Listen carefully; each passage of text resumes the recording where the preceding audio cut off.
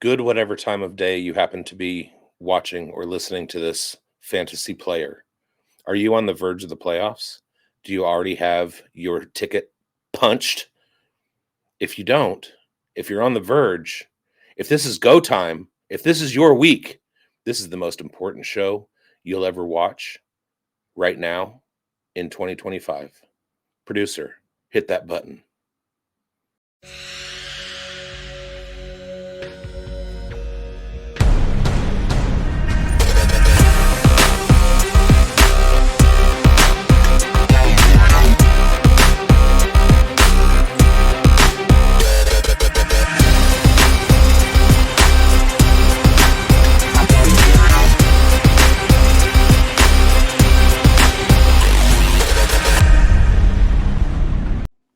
Welcome to the Fantasy Forecast right here on Fantasy Sports Advice Network. I am Bigz. Grindberg is with me. Schultzy's on the ones and twos.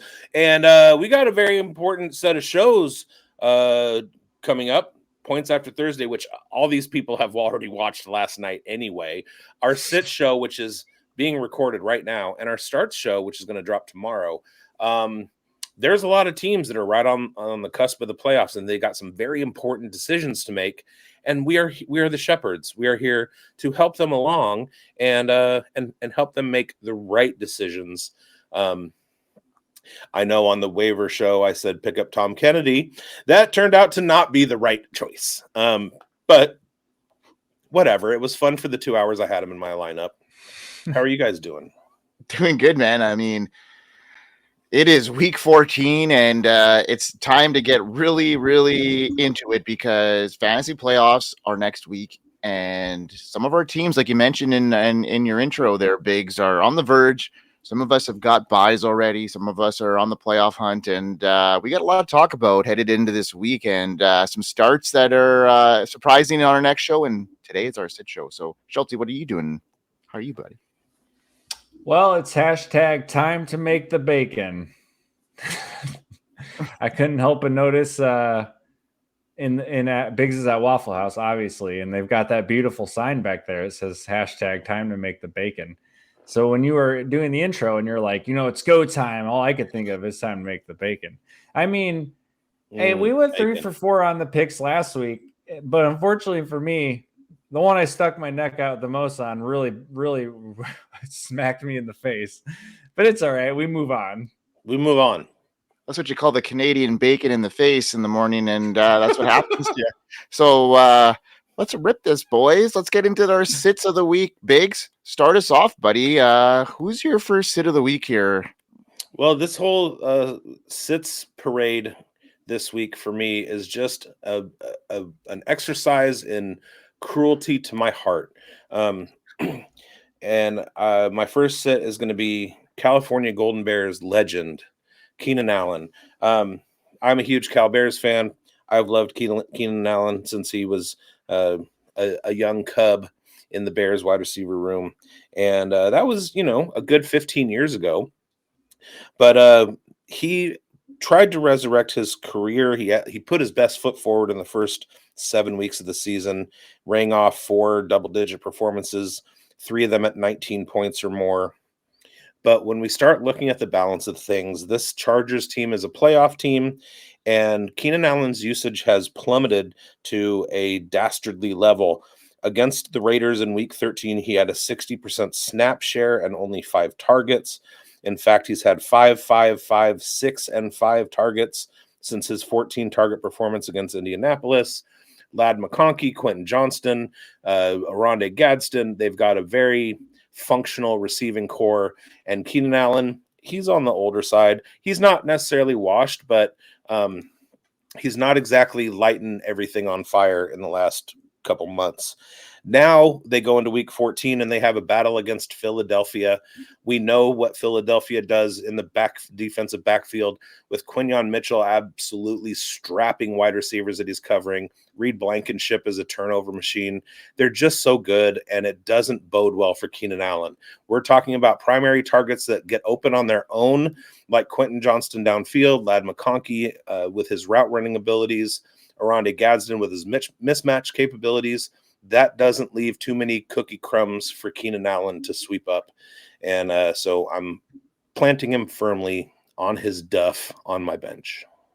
Duff bench Keenan Allen. All right. Yeah. I mean, I can get on that board too. We got an injured. Don't even know if Justin Herbert's even going to be starting this game.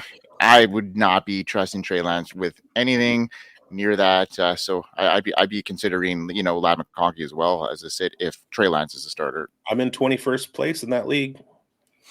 Trey Lance has been my Trey quarterback Lance. all year. T Lance. The T's are coming through for you, Bigz. Okay, well, I'm going to talk about a T that is going to be on my bench, and that's Travis Etienne this week. He's been steady this year. He's been a great option, hovering around the 14 fantasy points per game, keeping managers hanging on base volume alone at this stage. But this week, he's shaping up as a disappointment for me, waiting to happen. His efficiency hasn't been great as of late. His workload is kind of slipping. Bashal Tutin is getting these, steam games, and then he'll have a bad game. But I think this is a situation where they're going to be relying on Tutin as well in key situations, especially in the valuable ones that Etienne will have to garner if he wants to excel in this game against the Colts defense.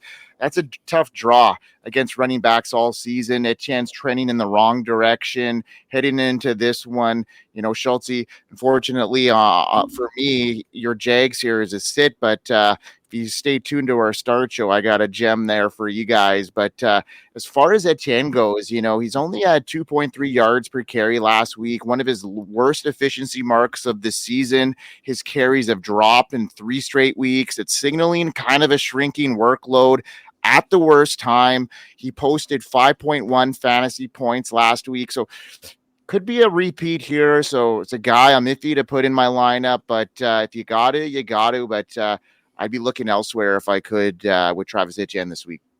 It's funny how fantasy works, because going into last week, I was playing against, in my home league, the first place team. He's got a pretty stacked roster, and I do too, although I've been hit by the injury bug quite a bit. And I went into the week with Travis Etienne, Josh Jacobs, Michael Pittman, Khalil Shakir, and I was like, "There's a chance I upset. There's a chance that I snake bite this dude." And I got single digit performances out of all of those guys, except I think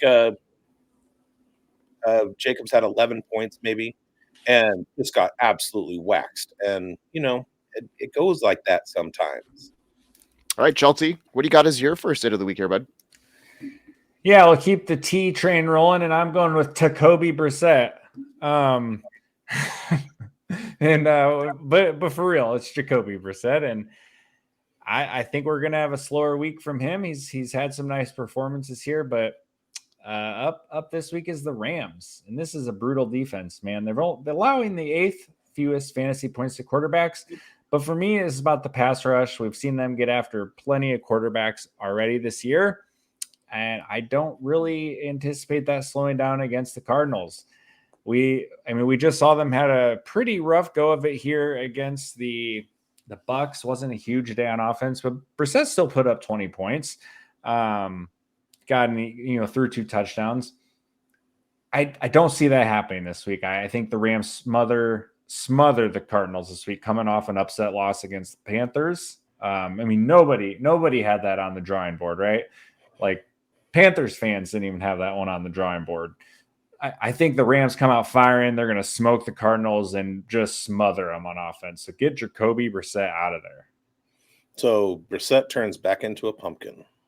Pumpkin Brissett. All right. Let's get into our spotlights of the week here, guys. Spotlight. Let's get into Big's spotlight there, Schultzy. Let's do it.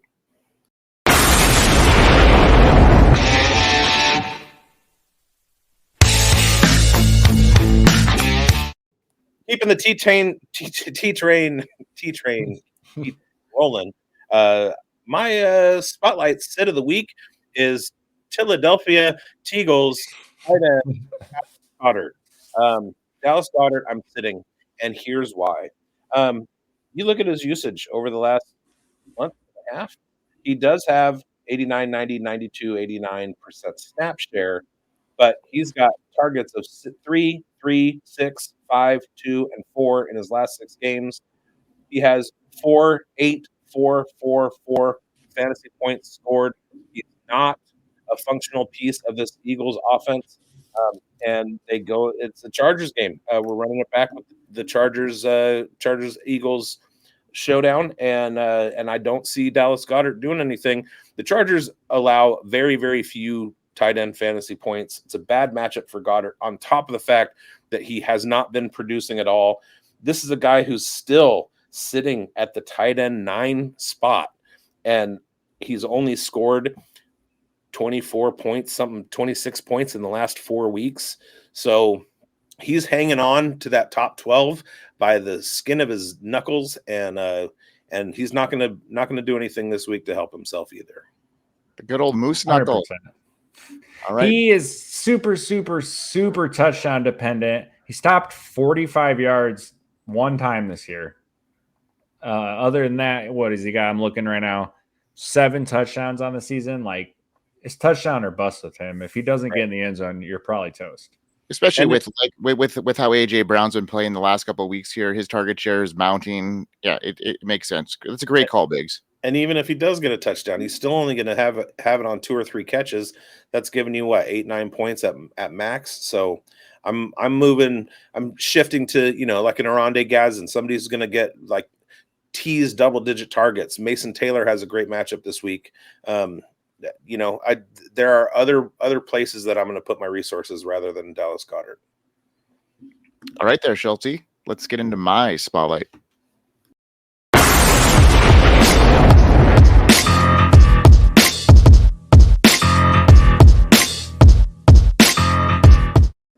All right, so Caleb Williams, he's been a pretty solid fantasy starter this season, sitting at QB8 overall and showing flashes of elite upside.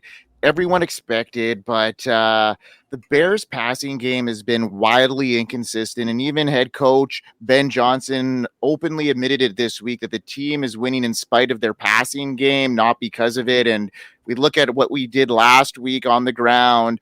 2 guys over 100 yards, Monangai and Swift, had incredible games, and I think this is going to be more of a run-focused game in Green Bay this week. He walks into Lambeau with a matchup with one of the toughest defenses in the league. The Packers are allowing just 186 passing yards per game, the 6th fewest in the NFL, and they've rarely been burned through the air all year. Combine that with his recent dip in efficiency and accuracy. It's been a run-heavy approach, and it's been winning games for Ben Johnson, and I think this is a really important game for both these teams, and I can just see it being a really hard-fought, low-scoring battle, and I don't see that happening for Caleb Williams this week. I got him well outside the top 12, and he wouldn't even be considered a streamer this week, considering his QB8 overall situation. So there's safer plays this week, and Caleb Williams is a guy I'm sitting. You're falling right into my narrative, Mike. If you recall, way back around week 7, I said that Caleb Williams was a waiver wire priority pickup because he was underowned and he had a good stretch of schedule coming. We look at his matchups. Green matchup against Detroit, 17 points. Dallas, 29 points. Washington, 19 points. Then he started his streak in week 9. 38 points against Cincinnati. That's a green matchup. 25 against the Giants. That's a green matchup. Hit a bump with Minnesota, 10 points. That's a red matchup. And then back to over 20 points against Pittsburgh a couple weeks ago. And then he hit a bad matchup against Philly and had 10 points. So this is the time to drop Caleb Williams. He got you to the playoffs, but you're going to need to pivot to somebody who has better matchups going forward.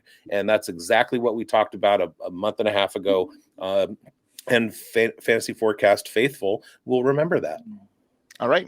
Well, our faithful need to hear who Schultzy's spotlight is. Sit of the week.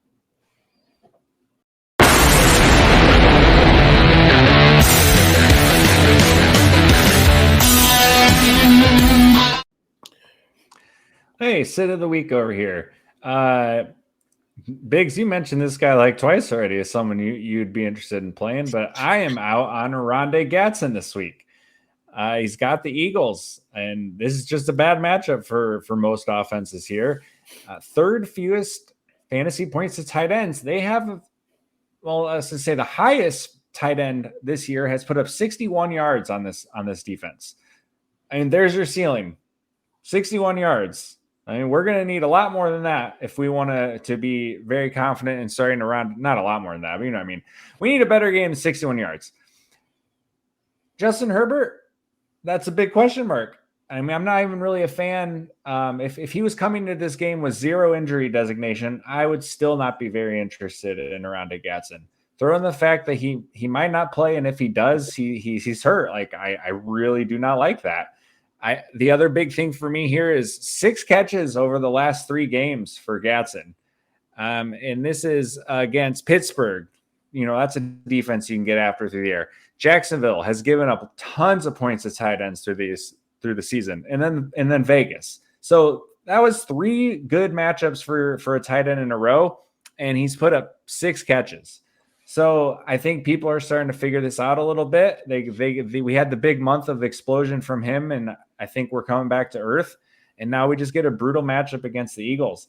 Not a fan here. Throw in the Justin Herbert injury stuff, and really don't like this. Well, I'm starting him over Goedert. But he's not. Stay tuned, viewer, because he's not necessarily in my starts. What are you trying to say about Week 15 Brock Bowers? Huh? Week 15 Brock Bowers. Who do they play next week? Eagles. Philly. Oh, I should have seen that coming. Well, Brock Bowers, yeah. He'll catch 4 for 61 and a touchdown. There you go. 62. All right. 4 for 62 and a touchdown. Mark it down. Mark it down and mark down what we got going on this week, Biggs, to wrap up this show. All right.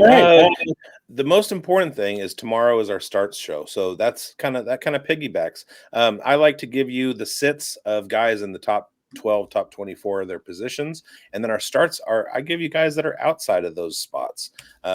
Guys who are on the fringe that, are going to look to spike. Then we roll it into Sunday morning, 8:30 a.m. West Coast, 11:30 a.m. East Coast. That's Breakfast with Bigz. And here's a teaser. I'm going to have BBC in my mouth. There's a trending TikTok cocktail called a BBC, and that's what I'm going to be mixing up on the Breakfast with Bigz show. So definitely tune in for that. And then we got our waiver wire show that's going to be dropping on Tuesday, recapping the Week 14 weekend, getting you into the Week 15 playoffs, and then points after Thursday, next Thursday, right after Thursday Night Football. As soon as the game ends, we go live. Dynasty Pulse drops Friday, and look for that today too. The episode that we recorded last night, an hour from now, you're going to watch that too, and then we roll it back another week.